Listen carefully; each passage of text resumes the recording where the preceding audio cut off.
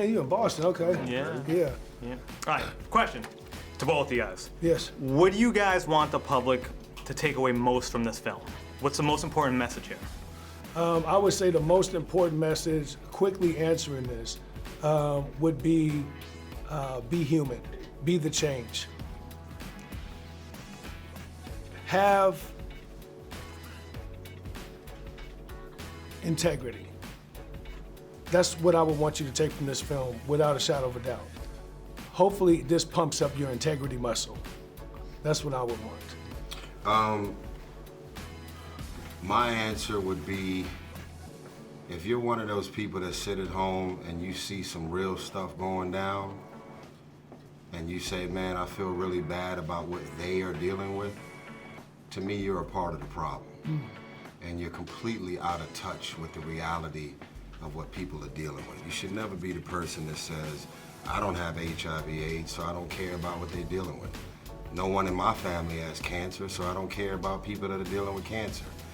You should never be so out of touch and so comfortable in your own bubble because it never showed up to your door, where you find yourself not caring or even having a conscience about the reality of what real people are dealing with in the inner city, the ghettos, or just being black in America right now.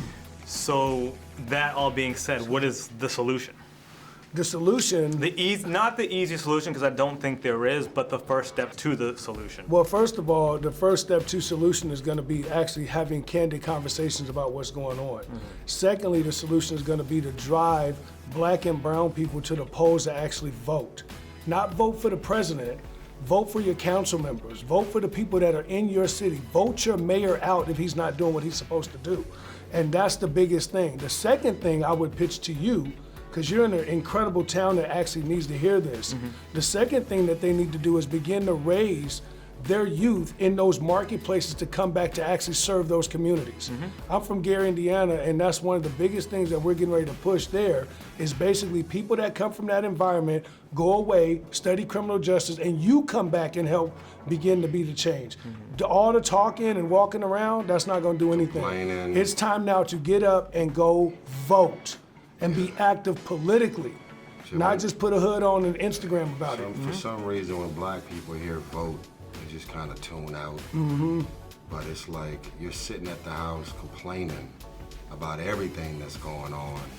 And if you actually decided to use your stage and influence and platform to check those boxes. That's right. And vote those people in and out of That's those right. positions. That's right. Then things would be different. You know That's what I mean? right. But it's some reason I have a problem with it, but that gray area is having a problem with it and knowing that you could actually change what you're feeling or experiencing, or whoever the leaders of your community are, from going to vote.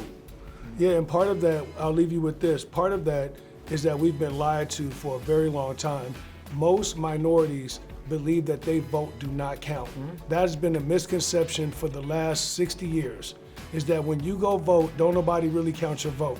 The reality is it does count, and that's part of the misconception and why we don't vote. So the reality is we need to actually get active, get into the polls, and vote in your community, not just for who's the president, in your community. Anyway, that's my pitch to you for that.